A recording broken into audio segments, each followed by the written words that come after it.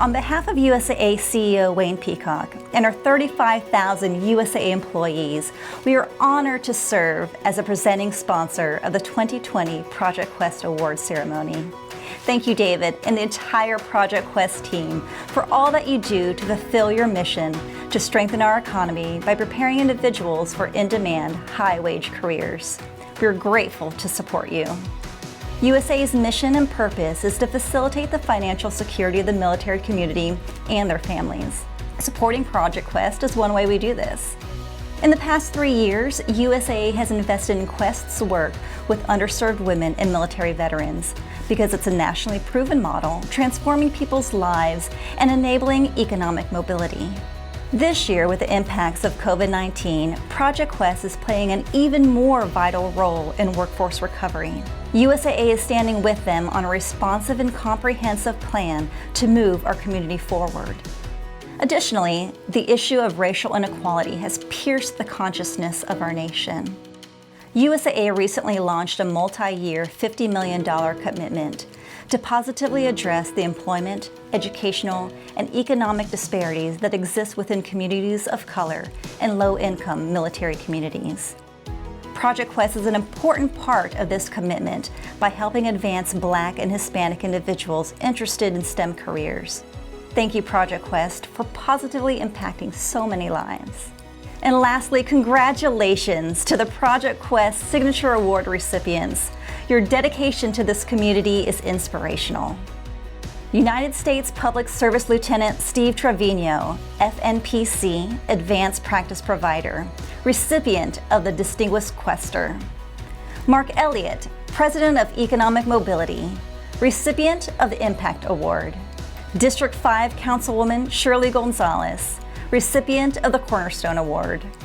Thank you, recipients, for your tireless service. And to all of you, wishing you safety and good health.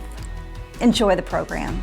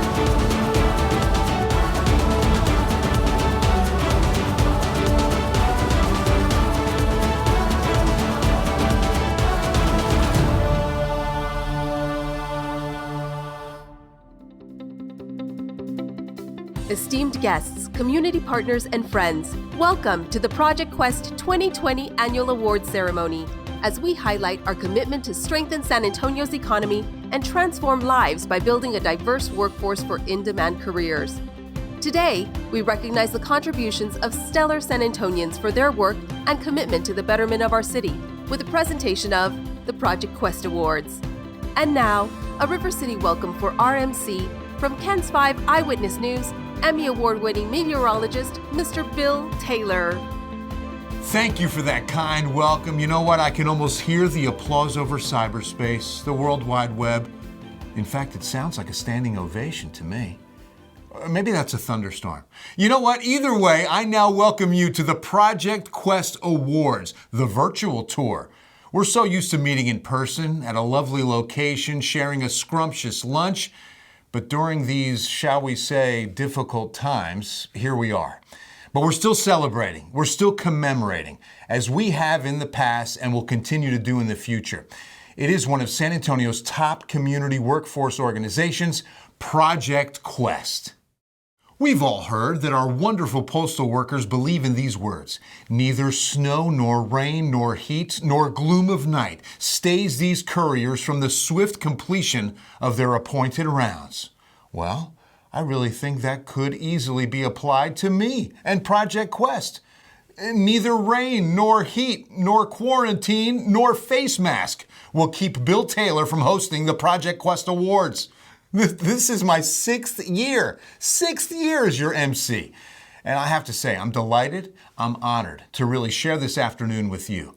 You know, while we may not be gathered physically, we're using internet technology, and I feel we are together, hands and hearts across the internet, taking our most precious commodity, time.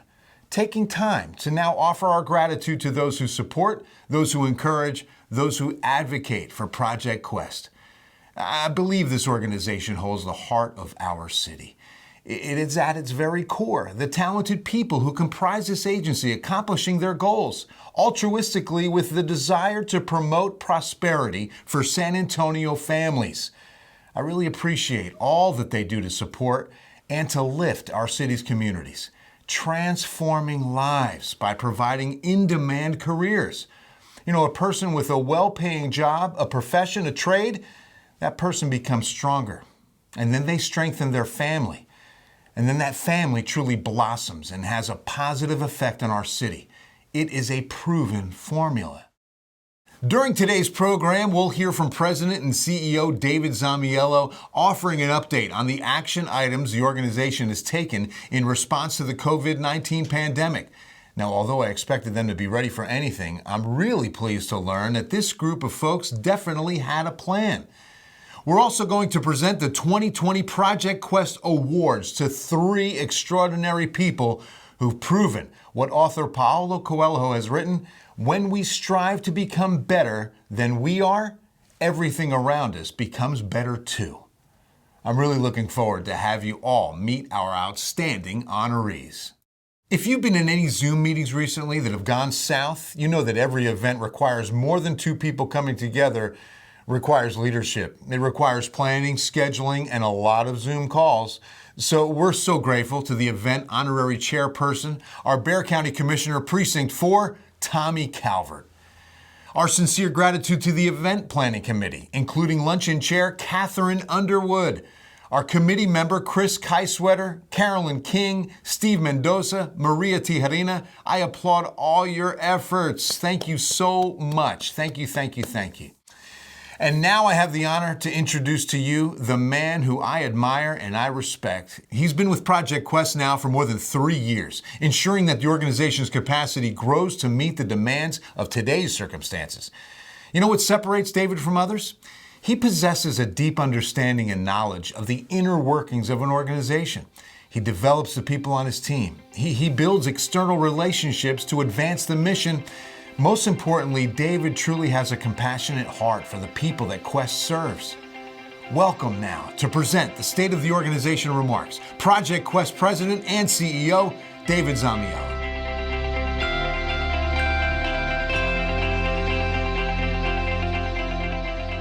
Thank you, Bill, for the kind introduction. It's always a pleasure to be in your company, even if it's virtually. And thank you all for joining us today.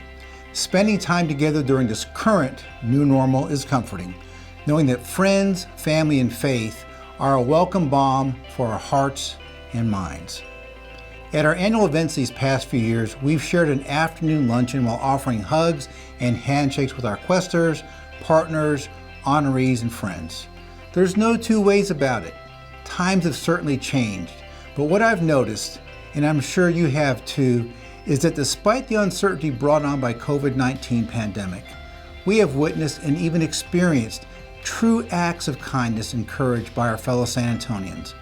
I applaud all San Antonio residents who have volunteered at a food bank or on a phone information line, offering a helping hand and caring voice.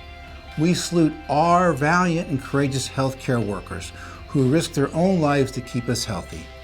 And I know some of them are Questers, and we proudly send them a big thank you.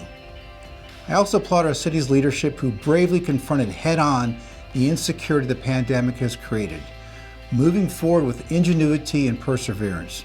Mayor Ron Nierenberg, Judge Nelson Wolf, the city council members and county commissioners, all doing everything in their power and then some to keep our city and county on the right track. It's comforting to see our city and county leaders, community organizations, and residents working together for the common good. Working together has always been our country's response to a crisis. Believing in ourselves and our capacity to overcome what would appear to be insurmountable odds is the very foundation of these United States. President Ronald Reagan once said that a crisis requires for us to believe in ourselves, to believe in our capacity to perform greater deeds, to believe that we can and will resolve any problem. I'm not discounting the magnitude of this current situation, and I'm not saying the process moving forward will be easy. What I am saying, unequivocally, is that I believe in our local leadership, in our city's residents, and in our workforce partners. I believe we'll all survive this difficult time, blazing the trail and moving forward past this crisis and into a brighter future. For Project Quest, this means continuing to strategize and implement together with our partners to offer solutions to the unemployment situation many are now experiencing. Unfortunately, more than 154,000 San Antonians were affected by job loss during this pandemic. And let's not forget this enormous number is not just a number. It represents people, 154,000 fathers, mothers, single parents, and head of households, many of them responsible for other people, be it children, spouses, or elderly parents. Numbers don't reflect the hardship a person may be going through due to a loss of a job, or even more unfortunate, the heartache of the loss of a loved one. What numbers will reflect is our collective success to get our city back on its feet, back to work. We know that a good paying job is a necessary component to our city regaining and strengthening its foundation. Project Quest can be a catalyst to reimagine the workforce, provide opportunity and support for our residents who are looking for a step up to a job or a career that will support them and their family. Project Quest stands strong on our mission to strengthen the economy and transform lives by preparing individuals for in-demand living wage careers, positions including information technology, the trades, and healthcare. Let me remind us that Project Quest was created in response to a citywide crisis in 1992. 28 years ago, the businesses that employed over 800 members of our city's workforce, Levi Strauss, closed down, leaving thousands of families in economic peril. At that time, there wasn't a dedicated training program to offer assistance. During that arduous time, COPS Metro, Citizens Organized for Public Service, led the effort to create a program that would train these displaced workers for new jobs, good paying jobs. That effort resulted in the creation of Project Quest. Today, I salute this hardworking coalition for their leadership in the passage of Proposition B.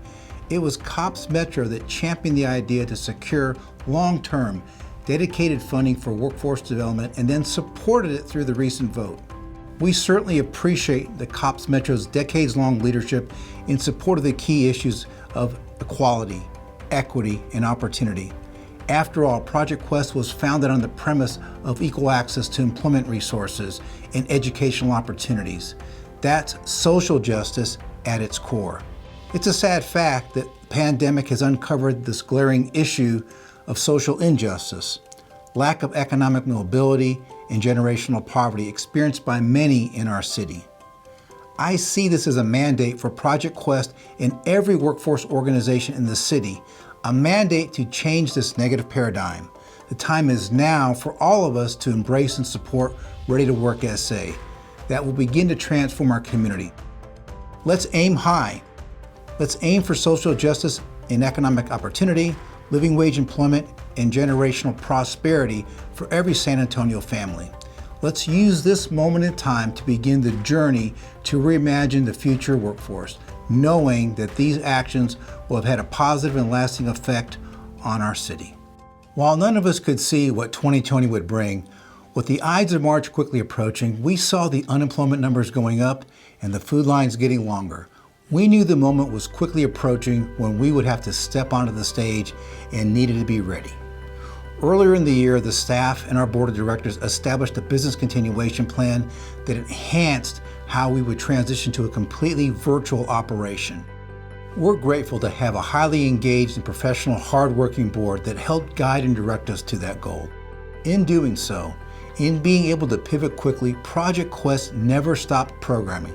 Our career coaches worked day and night to maintain the needs of our participants, and I'm proud to say we did not lose one Questor. Project Quest is one of the entities chosen by the city to steward a portion of the CARES Act funds. Working with our partners, Workforce Solutions Alamo, Alamo College District, SA Works, and Goodwill, between now and next September, we have instituted the COVID-19 Recovery and Resiliency Plan, which will offer training and support services, including stipends and tuition assistance to city and county residents. While we've all worked together in the past, this is a new adventure with each of us learning the new economy, adjusting to its new dynamics, and growing to meet the challenges before us. One of the most imminent challenges the country is facing is meeting the increased need for skilled healthcare workers. Project Quest is laser focused on addressing the need in our community. As I close, I ask that we all set our vision of the future. As President-elect Joe Biden has stated, look ahead to an America that creates jobs with dignity and respect. A nation united, a nation strengthened. Look ahead, and together we will get through this crisis. Together, San Antonio will thrive. And Project Quest stands strong, ready to serve. San Antonio, just as every city is around the country, experienced a blow to our economy.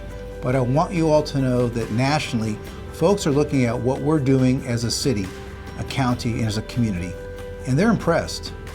They see our city as being on the leading edge, working to improve economic and employment conditions. They see us taking the right steps forward dealing with these issues in a comprehensive and collective manner. We felt it was important to share with you a deeper dive into the inner workings of our city and county during this unprecedented time with a panel of our community leaders. Join me now in welcoming, to moderate this important panel discussion, Project Quest Director of Community Partnerships, Elizabeth Aguilar-Robinson.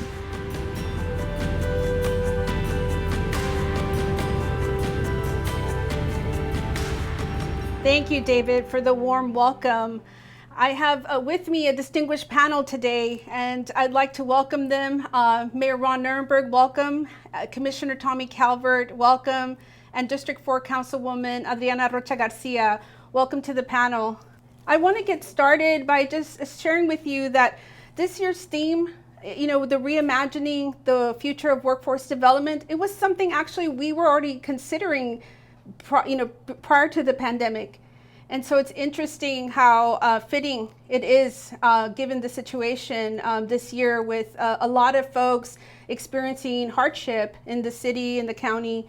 And so we'll have some conversation around that today. And just, people are looking, I think, for hope, and they wish to aspire. We have a very hardworking community that they wish to aspire for, good things for their families and for our community. So I'd like to get us started with the conversation on how does the Proposition B that did pass on November 3rd change the playing field for the workforce development, and how do you see it majorly affecting the changes due to the passage of the Proposition B? Mayor, would you like to take that one? Sure. Well, it's great to be with you, Ellie and David and the whole Project Quest team.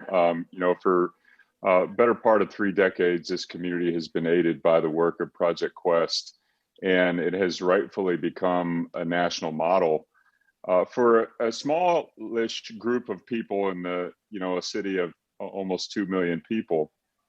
But it's become a model because of the intensive focus on the individual needs of people who are going through the workforce training pipeline. And the question has always been, if it's a great model, how do we spread that? How do we scale that model up in a significant way? Well, in order to do that, you have to have resources, you have to have demand, and then you have to have political will. Well, here we are in the midst of a pandemic where it's very clear the scale of the devastation with regard to the economy. And we have now been forced to reassess all of our priorities and put all of our resources towards the things that are going to make the deepest impact in a strong and resilient and equitable recovery. And so we have the resources. We've now fixed our priorities. And we also have the demand because we have 154,000 plus people who have hit unemployment since the pandemic began. So all of those things combined with the fact that now our community has given us a vote of approval for Proposition B gives us the opportunity to take Project Questor, which has been historically a wonderful model, and scale it up to help affect generational change in our community through Ready to Work SA. Thank you, Mayor. Councilwoman, would you like to add? Sure, and I'd like to thank you for the invitation. Ellie and David and Lilani and the team over at Project Quest always does a great job, and it's an honor to be here with the mayor who championed Proposition B, and also with Commissioner Calvert, who was a strong advocate as well. So thank you, Commissioner, for your support as well. But we know that the displaced workers might not be going back to their jobs. We also know that even before the pandemic, there was folks that were working multiple jobs. So this is an opportunity to see the glass half full and give those folks an opportunity to get training or maybe complete a degree that they had always thought about completing. Maybe right now they're out of the job and it's an opportunity to do this. But I think that the overwhelming support of the community, we had a 77% voter approval rate on this. So it was huge. It was reminding us that we're all in this together. We're all going to work as a community to get out of the emergency situation that we're in. And so I'm happy that we are able to work together with the Project Quest team as a national model. And so we have known for 30 years, like the mayor said, that Project Quest is successful. And we know what their secret success recipe is. And now we just get to amplify it and bring it to 40,000 residents who have needed our help for quite some while, but that the pandemic really brought to light that we can't wait anymore. It should not be business as usual. We need to build a resilient community, and this is the beginning of it. Thank you, Councilwoman. Very inspiring. Commissioner Calvert, my longtime friend, would you like to also add? Well, thank you, Ellie, and let me also congratulate the mayor for his vision on Proposition B and the councilwoman for her support on this great victory for the future of San Antonio. And I want to thank Project Quest for asking me to be a co-chair. I'm truly honored. We share a daily passion to have more families live up to their potential. As an elected official, I have a mission statement for my work. A mission statement that Project Quest and Proposition B helped me to accomplish. I believe that I'm working every day to make Bexar County the leading American county in the information technology economy with the highest quality of life and the lowest cost of doing business. How Proposition B will help us will be seen as many of those details get hammered out. But I believe that when we look at the fact that we have 25% of our adult population in Bexar County that reads at a 5th grade level, Project Quest knows this, and that is why you created the Quest Academy, because you found that when doing job training, the average person walking through the doors at Project Quest is reading at a 6th grade level. So through Quest Academy, you teach literacy and provide the foundational and remediation classes necessary to achieve those certifications for an IT job, a healthcare job, or other trades. So I believe Proposition B will hopefully set aside some money to onboard this very large portion of our population where they need to be increasing their literacy skills. And also there's an opportunity for us to do something about learning disabilities. We have 1 in 5 students today that has dyslexia or learning disability, and the numbers are expected to increase over time. Why do I bring this up in the context of workforce development? Because so many of those who have been unemployed, underemployed, and put on the fringes of our economy have these issues and have never been diagnosed. Members of my own family, close friends, are dealing with this and grappling on how to help out so they can ensure that our population stays in the game. And then, of course, we have to focus on classes that you teach at Project Quest, like CompTIA, Network Plus, Security Plus, nursing and engineering skilled trades like plumbing, electrical, and carpentry, so that we can change the trajectory of one of the most impoverished cities to one of the most accomplished cities. And I hope that we will work together to enact some of these things for our economy. I'm sure we will. We also need to do everything we can to eliminate educational debt through this plan so that we can build wealth in our community. You know that Hispanics have 18 times less wealth than whites, and Blacks have 20 times less wealth than whites. And so you add the cost of college, which has gotten way too high in price, and you put a mortgage on the backs of our future before they even walk out their dorms. So for tens of thousands of people, Proposition B has the opportunity to change that. Excellent. Thank you. The three of you have been very instrumental in the past 9 months to really enable the community to envision a resolution, to the pandemic. And, we're learning as we go, in this situation. But if you can help, to propel us and give us some insight into how do we become a healthy community? How do we do that together? We want to talk about workforce, but we also need our families to be healthy. Can we touch a little bit on that topic, Mayor? Yeah, sure. And I think that you said it right. I think we can't even begin to talk about a strong economy until we talk about healthy people. And so one of the outcomes of this pandemic has been to reveal in broad daylight for everyone, especially those who may not be aware, that we have some serious discrepancies and disparities with regard to health outcomes in our community. Happens to be that those are all correlated to the areas of high poverty and low education and economic attainment. So we have work to do, and I'm glad that at least at the city right now, we have doubled down on the work of the Metro Health Department and looking at those health disparities and making them a priority with regard to how we plan our resources. For the first time since I've been in City Hall, we increased the general fund allocation towards our health budget. That can only be the beginning. It's got to be a stronger effort consistently. We've also got to work with our state partners to finally do a job with regard to taking care of the health of the state, and that includes high need communities like we have here in San Antonio. So I think we have to begin to view health outcomes as the first and most important aspect of economic mobility. And before we can begin to achieve our economic goals, we have to ensure that the health of our city. That means, of course, as we still navigate through this pandemic, that we continue to get a grip on this virus. It is still raging in our community and across the country. We are preparing ourselves for the eventually distribution of a vaccine. And all of that work is very important from the ground level on towards policymaking. Thank you, Mayor. Dr. Rocha Garcia, would you like to also give some insights? Yeah, absolutely. First, I want to thank again Project Quest, because a lot of the folks that are fighting on the front line are Questers.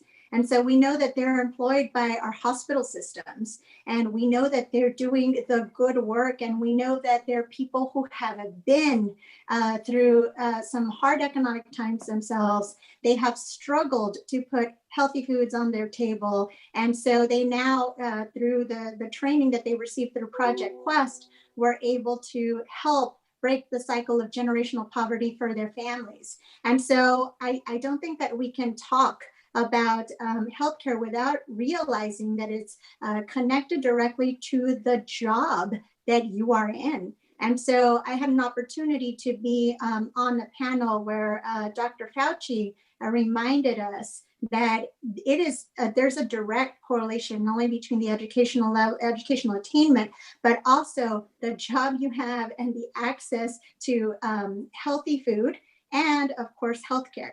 And so when we upskill, when we train up, when we get folks in jobs that have access to insurance and benefits, we are able to keep a healthy community just by access to a better quality of life even. And so we have to remember that we as a community benefit when our folks that are doing these job trainings, these degree programs, completing them, we're all benefiting on it. The social impact that we will see after Proposition B, and it could be years later, but that's going to be huge. And we've already seen it with Project Quest. So when we think about return on investment, we forget that there's also this social return on investment that people forget to calculate. And so this is something that's going to be huge for our children and even for our grandchildren. And so it's really an opportunity to look at how we work together through all forms of government. So it's going to take, and by the way, I think that this is a great time. I don't think that I've ever seen more partnerships within the city and the county levels. I have never seen so many nonprofits work together to share what makes them great to be able to help even more people. And so absolutely, it's going to take all of us to build a healthy community, but health comes in different forms. It comes in access to education, it comes in access to healthcare itself, access to a healthy quality of life. And so we are all doing this together, and I am fortunate to be a part of a team of leadership that is really working together. Councilwoman, that's very, very well stated. Quality of life is definitely something that we all need to aspire for.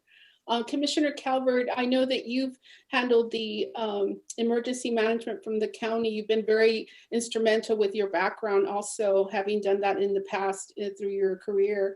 Can you give us some feedback and insight on that as well?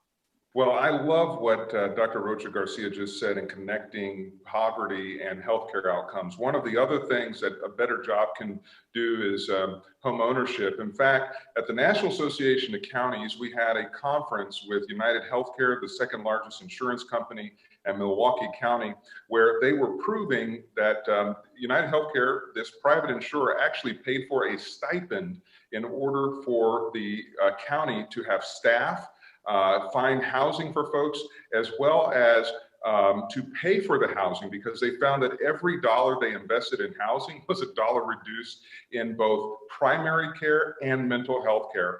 But the pandemic has accelerated the healthcare tipping point of our city and county. In particular, the south and west sides, primarily Hispanic families have been hit hardest because they have continued meeting in some large and friend gatherings. The healthcare of our community is going to have to be stepped up. A new study indicates that for many of those folks who got COVID, about half of them were able to return, and of those half, about 20-25% didn't have a job to return to. Another half were physically unable to continue to work because of the effects of long-term COVID. Just because someone has quote unquote recovered doesn't mean they don't have physiological, neurological, and other issues that they battle with. So we need to increase the number of hospitals, the number of long-term COVID care facilities and research in this area. And the top two areas that are needing hospitals and long-term COVID rehab facilities are in the Southwest in Councilwoman Rocha Garcia's area, or as I call it, Precinct 1, and in my precinct, in Precinct 4, in the Northeast part of the county, where it's 11 to 14 miles before you have a university health system, hospital, or a clinic. And so I'm very excited to announce that we will be building two approximately $100 million facilities in the Southwest, in the Northeast, and I think we'll be also building one in Precinct 2 off of Calabro Road as we continue to expand. What I will be working to do is to try to pioneer and push us in the areas of these long-term COVID effects, because remember, when you take members of the community who have recovered, tens of thousands in the local community. And if they're still with ailments and not able to work, that's going to have an economic down effect on our community as well. So we need to help them. And this healthcare issue is going to, I think, really bring out the heart of San Antonio if we do these investments in our healthcare system. Absolutely, absolutely. And thank you for that commitment to those resources. It's the infrastructure, I think, that will make the difference in the livelihood and the healthiness of our community. Let me move us to another question. As you hear the words reimagining the future of workforce development, do you have in your own plans, in your own vision, a sense for what that dream model might be? So how do we achieve that goal? How do we approach it? And who do we need? And what resources do we need? And just the city as a whole and the county, and even at the federal, national level, what do you see kind of in your vision forward? Mayor, would you like to start us? Yeah, sure. Well, and I first want to recognize the work of Councilmember Rocha Garcia on this. I mean, one of the important facets of our workforce development strategy is that we are using an approach to restore equity in communities, and Commissioner Calvert has been doing the same on the court. In terms of reimagining our approach to workforce development, I think there's two aspects. One is that we've got to ensure that we restore, or in some cases introduce, economic equity within communities, making sure that everyone, regardless of the zip code that they live in, has equal access to economic opportunity and economic mobility for them and their families. The impact for us as a community is almost immeasurable. The second part is that we, typically government is very staid in its course. Once we set a course, we follow the course, and it's almost, immovable objects. I think the strength of this approach, particularly the Project Quest model, is that it's individualized for every participant who has a different experience and different challenges, but also it's going to be flexible based on the real world. The different emerging industries that are happening here in San Antonio, we maybe could not have foreseen 20 years ago. The same is going to be true with industries that are emerging 20 years from now. The Project Quest model and the Ready to Work SA strategy is to allow the industries, the real world, to guide the paths of the workers who are training, so that we're not just training for the sake of training. We're training so folks can have a job with a career with a future at the end of it. That way they benefit, their children benefit, and the community as a whole benefits. And we have that economic trajectory turn around for the city as we've been longing for. Yes, it's a generational benefit. I see that. Thank you. That's great visioning. Councilwoman, would you go next? Sure. I'll add to that. And so from the marketing perspective, I would call it a rebranding of workforce development, right? So we're reimagining, but I want to focus in on something that the mayor said. And so the part of development, and so being able to use data, being able to pivot a strategy is going to be key. And I think that that's exactly what Proposition B allows us to do. We have received money from the Federal CARES Act that we're working with right now that will expire at the end of next fiscal year. But that program will give us the opportunity to see what's working and what's not working. So we get to be able to say, we need to maybe focus more on this program than on this program. And so it's going to take also measuring changes in salary. And so tracking that will be important eventually. How many people got jobs? And so the development part of it becomes very critical. Development in every aspect of the word, because allocating funding for education and training opportunities is not enough. It's the follow-up. It's also the wraparound services, which again, Project Quest does a great job at doing this. We can pledge and commit money to different training programs, but if the person is not able to you take the bus, or maybe has a broken vehicle and is not able to fix it, maybe doesn't have childcare for the times that the classes are offered, they're not going to be able to partake in these type of programs. So it's definitely the development part of workforce development that we should probably continue focusing on, and trying to see how we develop that further as a city. And it's going to take working with everyone, working with every organization that's in this, working with all of our elected officials at the different levels, and working really with our community and see what's working for them, and more importantly, fix what's not working for them.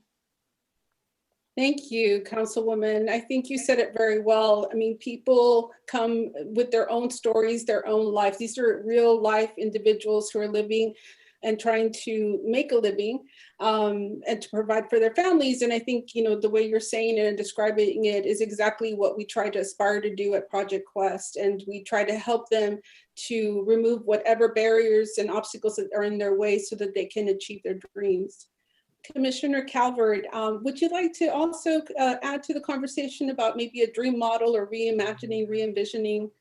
Yeah, so when I think of a dream model, I think of Project Quest and their wraparound services and their support of people. And I think about Dr. Jeffrey Canada, who created the Harlem Promise Zone that we modeled the nation's promise zones after, in order to create community schools. What Dr. Canada did in Harlem in such a profound way is that he built what I think we need. He built schools to be open till 9 and 10 at night, and Saturday school as well, where parents as well as their child can get classes and job training, where, let's say, for example, the university healthcare system has a clinic inside the school that when a child gets sick, that parent doesn't have to struggle to find a place to get childcare or find someone to take care of that child when they get sick, but they're in a safe place. And I think it's also breaking the mold that has been set by state government, where city and counties don't embark in education. I think we have to see the connection, not only between the school to prison pipeline, but the pipeline of talent that we need for our economic development going forward. That's what Proposition B, that's what you're doing. But we have to help pay in some cases if we're going to make those schools be community schools and stay open to 9 or 10 and on Saturday. Then maybe we have to chip in as city and county to help cover some utilities or lobby the legislature to do more, and have it a place of neighborhoods where you can retrain yourself and get diagnosed for the learning disability and learn how to learn with that and explore hands-on kinesthetic learning. This is so important because it's about passing on the American dream. That's what this is about for our future generations. It matters to our country. I've lived in India. I've lived in France. I've worked around the globe from China to Sudan to Burma.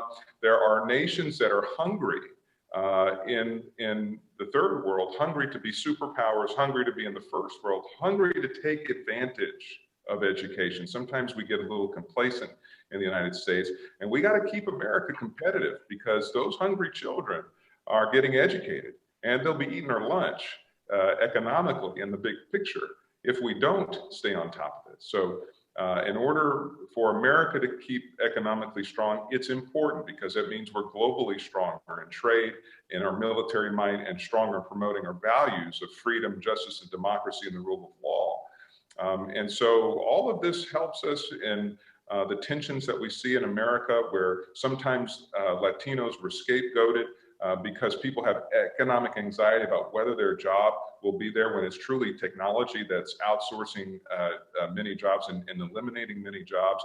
But we still need people to be able to learn how to program those computers and those technologies, and we still need mechanics to repair those robots that are making those machines. And that's where we have to transition our people, and we have to reimagine this right away.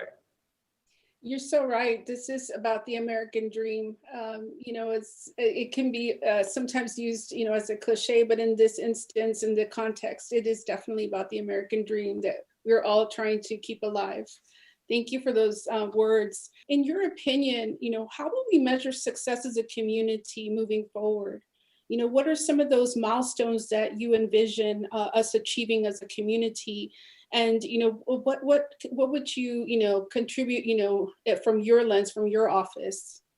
I think that success looks like expanding the county's innovation fund from $1 million per year, which has helped a lot of IT businesses, to $10 million per year, so that we can really be the leading American city and county to retain and grow and recruit IT and innovative engineering, science-based businesses. And I believe success involves taking our second-tier businesses and making sure that those second-tier businesses, which account for, I think, something like 67% of the employment for our community, that their pipeline of talent is being met and strengthened. And I believe success also looks like San Antonio becomes a cool place for young people and talent. Because it's an innovative place, because it has the amenities that folks want, and that they stay because everyone feels as if they're in the same boat and sailing towards a beacon of opportunity and prosperity in San Antonio. I love that. Well, we have a couple of questions that folks have submitted before our final question. And so, Mayor Nirenberg, Michael would like to ask you, what are some of your priorities, for 2021, just the immediate future? Yeah, well, I think the number one priority for 2021 is that we keep our community safe and healthy. I think, we would all love to believe that we're out of the woods with regard to the pandemic, but if the last month has proven anything, is that is probably overly optimistic. We're going to have to learn to deal with this virus well into the distribution of a vaccine, and so we have to have that number one. The second part is to help business get back, help bring businesses back and allow things to open amidst that pandemic. So you see the work that we're doing, the city and the county, and helping small businesses with some grant funding. We're going to continue to be looking for sources of revenue to assist with that. We're also working on the workforce itself, because some of the jobs are going to change, and we need to make sure that that workers have the skills for the jobs that are available. So that's going to continue over through 2021. And I'm excited about working with the Biden-Harris administration as well. You clearly have leaders in the White House now that care about communities, that care about cities, local governments. And I think there's going to be strong cooperation with the Biden-Harris administration with our community here in San Antonio. Thank you, Mayor. Commissioner Calvert, Sandra has a quick question for you too. The makeup of this Commissioner's Court is changing with recently elected Commissioner-elect Rebecca Clay Flores and Precinct 3 Commissioner-elect Trish DeBerry. So she's asking, what do you think will be different in 2021? Well, when you are out on a campaign and you're asking people about what matters to their families and issues, you're going to come up with some new things. And so I'm excited to support both of the new commissioners on the court and what they heard as they just campaigned door to door. And that means that, the court will have to adjust to those priorities. Looking forward to helping them accomplish that, whatever those things may be. Obviously, the healthcare crisis that we have has brought up new things for people, and the economic crisis as a result has brought up new things. And so, some things that we were planning to do in terms of certain parts of our infrastructure, most of what we do in government is trying to hold the infrastructure together. I'm not just talking about roads, but I'm talking about education and other things, healthcare, infrastructure. But we're going to have to look at where our priorities go.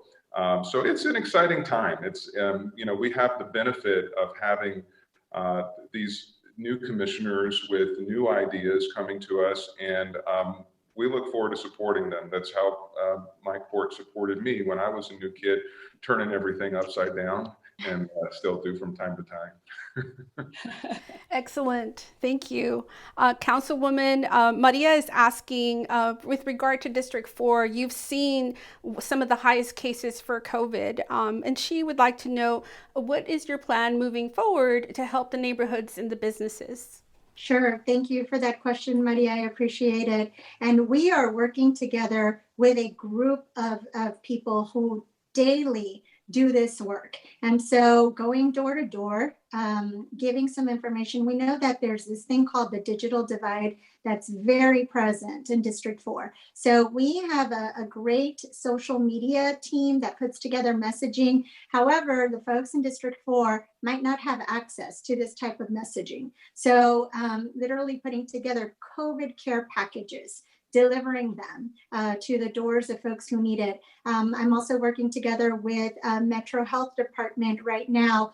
We are trying to see if we could put together what we're calling a gray or a silver team, so that if there is someone who needs a COVID test and they can't drive themselves, so they don't have access, and so these would be some of the elderly folks in our communities, we go to them and we help them get tested. And so we are working with multiple departments on that. The Department of Human Services, who already goes and checks on these folks, delivers meals to them, et cetera, is working together with Metro Health and obviously with our fire department. I'm also very concerned that 1/3 of the population in District 4 is under 25 years of age.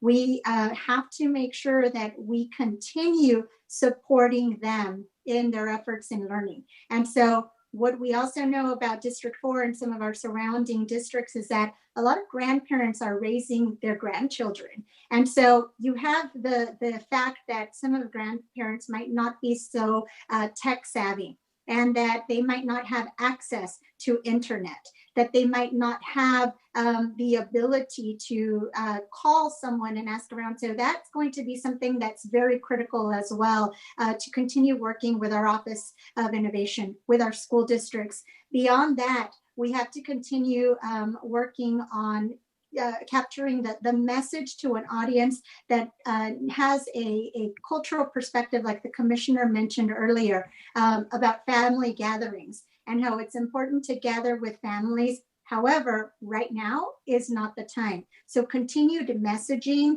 on the critical things that have to happen, including washing your hands often, staying 6 feet away, and then wearing a mask is critical. And I think that that's one of the things that we have been trying to do. I'm working together also with the Consul General of Mexico, so that we can design key message points for folks that might speak Spanish only. And again, culturally based, culturally sensitive things that they will understand and connect with. And then another component is that 25 to 44 age group. Actually, it's 20 to 44 age group that's being affected a lot by COVID right now. We need to do something that allows them to use technology that they are used to using. And so we're working together right now with a local organization called IRIS, formerly 311, formerly City Flag, who is run by Beto Altamirano. And they're a tech company, was working on an app for us where folks will be able to have information in their smartphones. So literally, if they're looking for where to get tested, they would be able to figure out, where am I right now? What's the closest testing location? It would be able to generate an automatic text message that they can just copy and paste and send to their contacts that maybe they've been around in the past few days. That way we add an added level of I guess backup, if you will. So if someone doesn't pick up the phone with the contact tracers and are reaching out, then we have an automatic text message that someone could send their friend with, by the way, a link for more information on how they can get tested, where they can get tested, resources available. I believe the commissioner mentioned this earlier, but we know that there's going to be some additional support beyond the COVID recovery time. It could be in the form of access to mental health resources, which we know have been one of the things that we start seeing in folks who have gone beyond and recovered from COVID. And so there's a lot of things that are in the works that we're going to plan that we can use beyond District 4 for the entire city as well. Excellent. We are definitely in good hands with the three of you. Let me just ask one final question of each of you. And I've known you each for quite some time. And so I'm very interested and curious to ask you the question, what do you hope in your public service, what do you hope your legacy that you'll leave behind will be? Mayor? That's a big question. When I met Erica, she would always remind me that my goals in life are to be a good father and a good husband. But as it relates to public service, I'd say that, this is the blessing of local government, is that we are in our community. We're in the grocery lines, we're in the traffic congestion, we're with our community.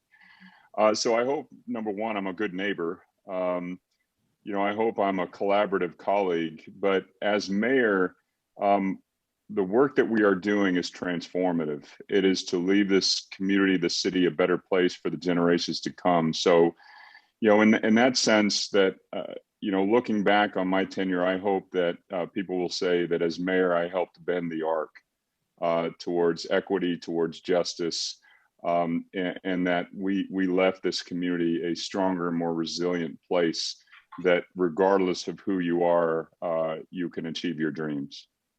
Thank you. Councilwoman? So Ellie, in thinking about that question, I would love to be remembered as a leader who was transformational, not just transactional. And so when we think about what we're doing today to help put a dent in the breaking the cycle of generational poverty, that would be something that I think would be one of the keys that I would like to be remembered. And as a woman, I just have to say that continuing to push for access to equal pay for women, that would be another dream that I would like to be remembered by. And so we're continuing to push every single day. The colleagues that I have on council, our male colleagues have been very supportive of our female-driven agenda. I guess I would say we push a lot for different things. And so working together with my female council colleagues, we're also embarking on this journey with the YWCA on equal pay for women. And so I think that now is the right time to do it. Strike while it's hot, while the iron is hot, right? And get everybody to see how important it is to have equity in every sense of the word. Thank you, Councilwoman. Commissioner? I liked everything they said. I mean, I thought I had a good answer. They beat me on these. So let me just make a remembrance sandwich. I'll take everything they had and I'm going to add this as the bun on the bottom.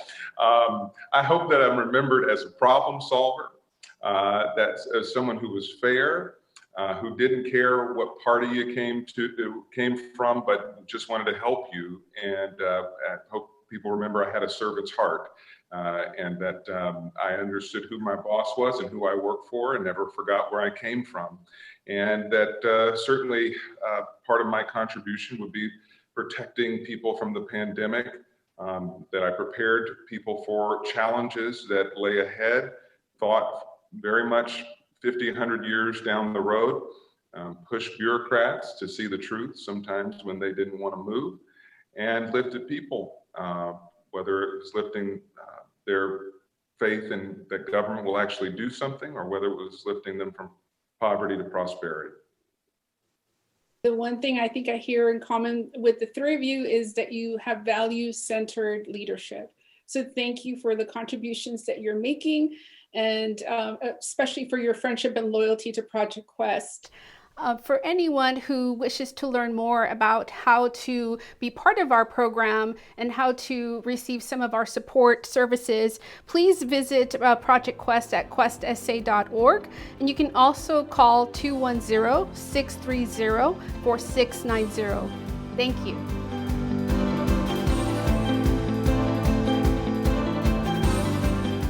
I'm grateful to Elizabeth Aguilar-Robinson from Project Quest and all the panelists for that insightful and extremely important discussion on our city's response to our workforce needs during this critical time. That's the kind of discussion we need during this, right? Honest, straightforward, and hopeful. And if I could, I want to take a moment to also thank David Zamiello for the encouraging words as we navigate these strange times. It is so comforting to really know that he's at the helm of this organization, holding steady through these unprecedented times, providing guidance, providing real solutions. Thank you, David, for all that you've accomplished and for all that you continue to do for our city and its residents. There's a song that all meteorologists like me love, and it's been sung by the greats, Ray Charles, Frank Sinatra. I'm not going to present my own version or rendition here, but I'll paraphrase the lyrics.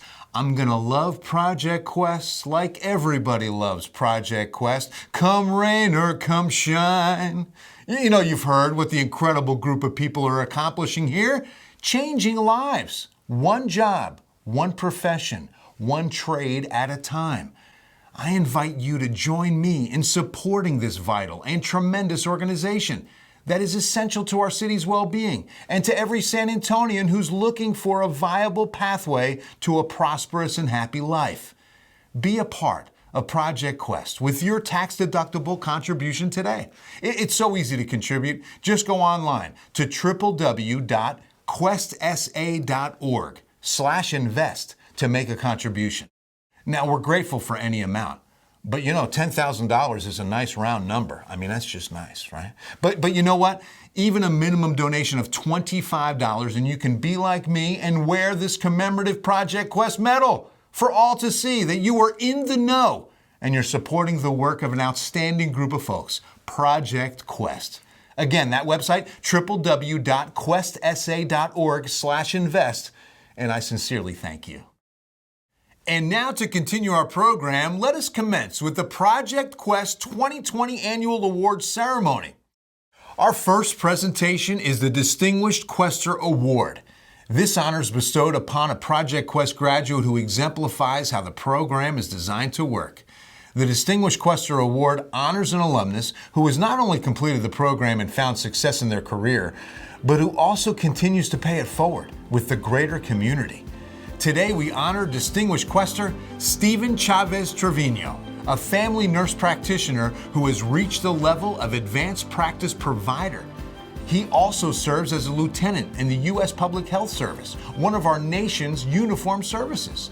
While the work of the Public Health Service may often fly under the radar, today they are front and center fighting the pandemic.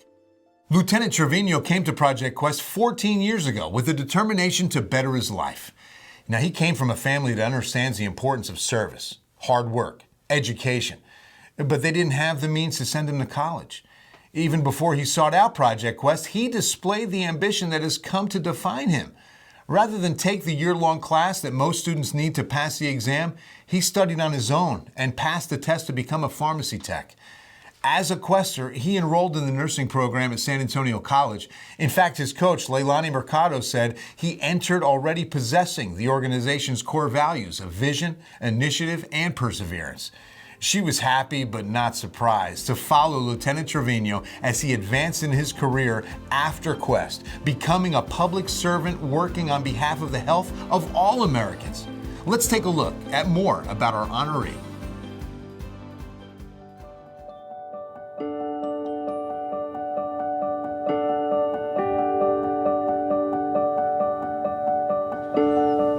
All my life, I always wanted to be in the medical field. But of course, you know, my dad, he worked very, very hard to make sure we provided stuff for the family, but there was no money for college. And I was trying to think how I can get money for college.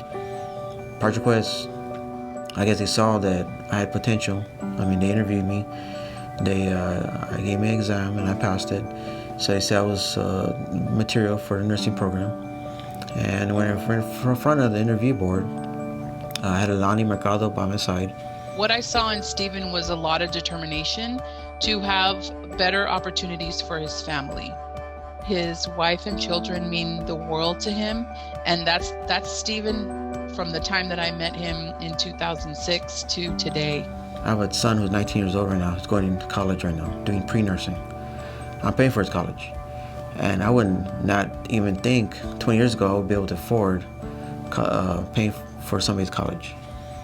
Lieutenant Steve Trevino came to Project Quest looking for opportunities to help him and his family advance in life.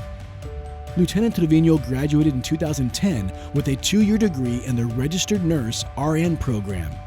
While working at Methodist Hospital in telemetry, he decided he wanted to give back to his community. Lieutenant Trevino signed up for the State Guard in Texas and was commissioned as First Lieutenant Nurse Officer. Through his annual volunteerism in the State Guard, he participated in Operation Lone Star for the next 7 years. During this time, he was deployed to work the aftermath of Hurricane Maria in 2017. He eventually met individuals who were deployed with him from the U.S. Public Service. He decided to get involved with them, which later led to his motivation to earn his Master of Science in Nursing in 2019 as a family nurse practitioner. As a brand new nurse practitioner, he became a regular at Flight Medicine. On January 30th, 2020, the World Health Organization officially declared the deadly novel coronavirus outbreak, also known as COVID-19, a global health emergency. On February 7th, the U.S. Department of Health and Human Services began transporting American citizens evacuated from Hubei province of China, and Joint Base San Antonio Lackland Air Force Base was one of the 4 designated quarantine sites. Lieutenant Trevino was part of the team that received and cared for these evacuees, and it was his greatest challenge yet as a first responder. It was a big learning lesson for us, because it's different disease, different way of treating, different way of looking at it. So now I believe the need for nurses is very important, especially now with this new COVID-19 that we're dealing with. I'm very passionate about being a public health officer because I want to serve my community. I want to help my fellow neighbor. My dad was in the Army. My grandfather was in the Army during World War II. But what it is, just for me to be able to serve, I just feel that's my purpose in life. As a career coach, this is the dream come true, to have your participant be so successful and then continue that success in their life that it then trickles down to their family. I feel like I'm indebted to Project Quest. So whatever is needed in the future, I'm there for y'all.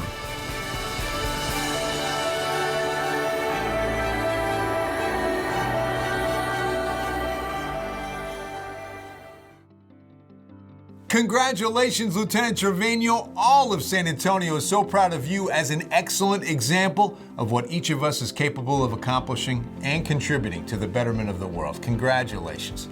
Our next award, the Project Quest Impact Award. Now, this is presented to a person or organization that, as a supporter or partner, has had a significant influence on the work Project Quest accomplishes. This year, Project Quest honors Mark Elliott, founder and president of the Economic Mobility Corporation, an organization that's helping nonprofits like Project Quest measure the impact of its work. Mobility is highly regarded for its rigorous evaluation of workforce development programs, and no wonder. Mark has dedicated his career to making meaningful differences in the lives of Americans who need it the most. Naturally curious, Mark has dedicated his work to searching for the best answers, knowing this will lead to the promotion of good ideas for all of us. He believes in social justice. He believes in equality.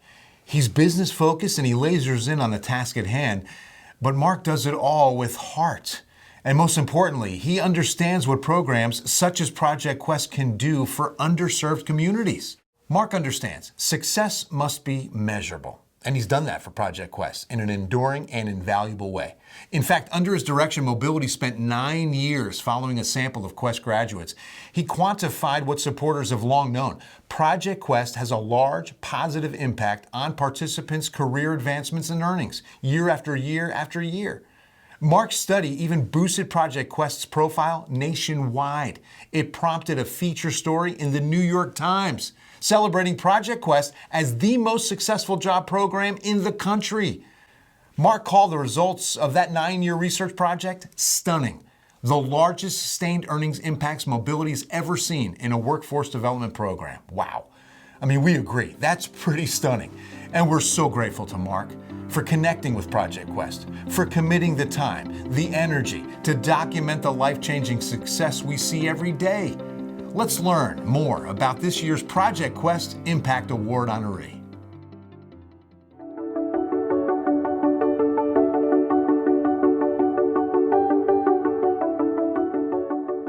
Mark Elliott, president and founder of Economic Mobility Corporation, has more than 25 years of experience in senior positions in the public, philanthropic, and nonprofit sectors. He served as Deputy Budget Director of the City of New York under Mayors Koch and Dinkins, was a program officer at the Ford Foundation, and was executive vice president of public-private ventures. He founded Mobility in 2007, creating impact evaluations of Europe, Project Quest, and LISC's Centers for Working Families. Mark has been a connector for Project Quest by introducing numerous key relationships, such as the Mott Foundation. It led to the 9-year GAIN study on Project Quest's economic mobility for individuals in healthcare. Most of the evaluations that had gone on of different kinds of employment strategies had indeed shown that they had no impact. So we were in a situation where, in order to convince people that these kinds of investments in low-income people made sense, we had to do rigorous evaluations. Quest has shown large earnings impacts in every evaluation we've done, but the 9-year evaluation is the longest sustained earnings impacts ever found in a U.S. workforce development program, and they really stand as a beacon for workforce development around the country. It not only made a difference in terms of participants' earnings, it actually enabled them to move from poverty to the middle class. They're really committed to finishing, especially when you consider the people who benefited the most typically had kids, they had responsibilities. The program, took 2 or 3 years for many of them to complete it. So their perseverance was just extraordinary. Whenever I have a chance to speak with them, I'm always inspired by what they've done. During the COVID-19 pandemic, more than 154,000 San Antonians were affected by job loss. According to the Ready to Work SA initiative, with 120,000 San Antonio families currently struggling with food security, 50% of those were food insecure pre-COVID. On November 3rd, the City of San Antonio's Proposition B overwhelmingly passed. The SA Ready to Work initiative provides COVID-displaced workers with job training and skills development in order to start a career in an industry that is currently hiring in San Antonio. SA Ready to Work is an investment in the people of San Antonio to provide a better life for themselves and their families. There's really no other city in the country that I'm aware of that invests local resources in workforce development. So not only is Quest a standard for others to emulate among workforce development organizations, the city of San Antonio now is a city that others are going to point to as what's possible. Mark Elliott has been a longtime champion of people who are underserved. He's a big proponent of upskilling and reskilling the workforce in order for them to advance in life. Project Quest recognizes his contributions over the years to the mission of tracking, collecting, and analyzing the data, illustrating the social and economic impact programs like Quest can make on an individual's life.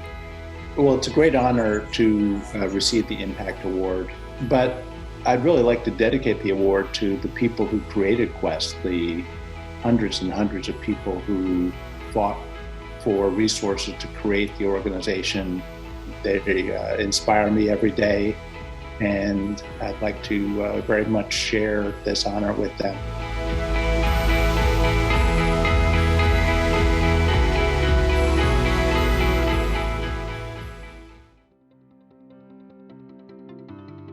Congratulations again, Mark. We really thank you for the commitment to documenting the importance and the accomplishments of Project Quest. Our final award, the Project Quest Cornerstone Award. It's presented to an organization or a person who, through their work and commitment, strengthens the foundation of Project Quest, allowing it to continue creating opportunities for San Antonians to live better lives by securing well-paying, in-demand career positions. This year, the Cornerstone Award goes to someone we all know and respect, District 5 Councilwoman Shirley Gonzalez.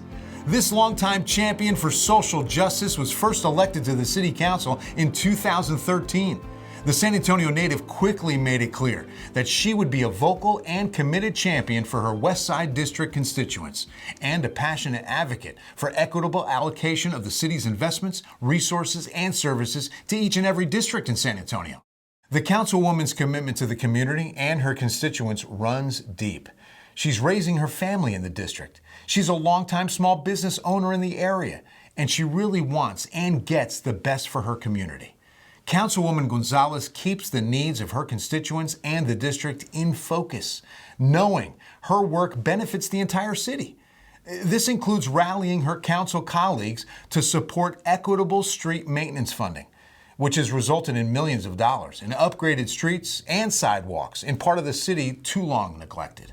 Now, it also means that being the driving force behind Vision Zero, the audacious effort to reduce traffic deaths in our city to zero. Using street design changes and public education, Vision Zero has already significantly reduced traffic fatalities. And this means that working hand in hand with Project Quest, knowing the services this organization offers are the road to good paying long-term careers for families in her district and in every district of San Antonio.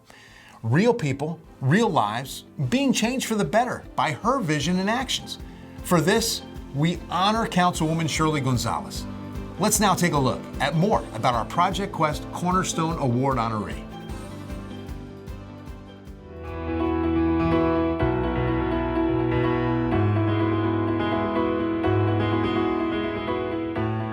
District 5 Councilwoman Shirley Gonzalez was born and raised on the city of San Antonio's west side, which she still calls home. She runs a 50-year-old legacy business in the retail industry. As a small business owner for the past 25 years, Councilwoman Gonzalez decided to run for public office in order to help the local economy grow and prosper. She was especially driven by the great needs for infrastructure for the West Side neighborhoods and businesses. Known as a strong champion for resource equity, Councilwoman Gonzalez has been a loyal public servant. Over the years, Councilwoman Gonzalez has been a cornerstone, ensuring Project Quest's mission advances, and she's been a true champion of hope, advocating for those who are most in need in San Antonio. When I decided to run for office, it was a very spontaneous decision. I hadn't consulted very many people, but one of the things I knew right away was that I would need a campaign manager. Over and over again, people said the only person we know that runs campaigns on the west side is Choco Mesa. She taught me so much about the community. She taught me so much about politics, about being a mentor, about being a champion for women, for Latinos. The pride that she had about the community that she had been serving her whole life in a number of roles. As I talk about the things that come out of District 5 today, like equity, like housing, an organization like Project Quest that impacts the entire city was originally started through COPS Metro, which came out of District 5. And so much innovation comes out of our Latino communities that we often don't get credit for. So sometimes we have to toot our own horns. We have to say, hey, we, like organizations like Project Quest, are transforming the city. We're creating job programs. We're making it easier for families to invest in themselves. I was the lead organizer in getting Project Quest to be a line item for the council. We knew that we didn't want an organization like Quest to be fighting for funding every year. And it was so instrumental for educating people and training people into better jobs. As a result of the COVID-19 pandemic, 154,000 San Antonio workers filed for unemployment since mid-March 2020. Further compounding the various financial burdens faced by residents. According to the SA Ready to Work initiative, there are some industries in which jobs in San Antonio will likely not return. At the top of that industry list is accommodations and food services, where projections show that approximately 20% of the jobs lost this year will not return within the next 5 years. In response to this new reality, the City of San Antonio City Council approved the COVID-19 Recovery and Resiliency Plan as an immediate short-term approach to rebuild the San Antonio economy. In addition, SA Ready to Work, also known as Proposition B, passed on November 3, 2020. Project Quest was the impetus for Proposition B. And all these years we've been funding Project Quest just at the smallest level. But this investment will be completely transformative. It will change the workforce of our community and is just a model for how we invest in communities and families in San Antonio.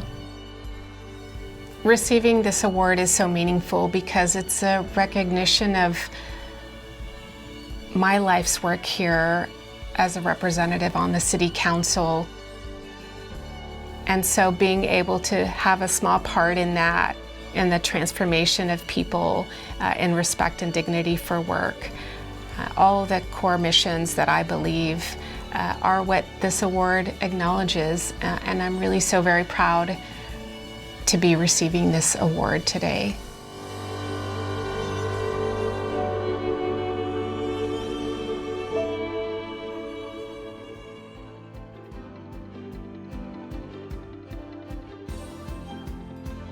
Felicidades, Councilwoman Shirley Gonzalez. District 5 and the City of San Antonio are so proud of you and your many significant and long-lasting contributions to our city. And congratulations all our honorees. If you were here in person, I'd be giving you such a big hug right now, a hearty handshake. I mean, just know that we're all indebted to you for your work, for your commitment. And we really do hold you in high esteem as a Project Quest honoree.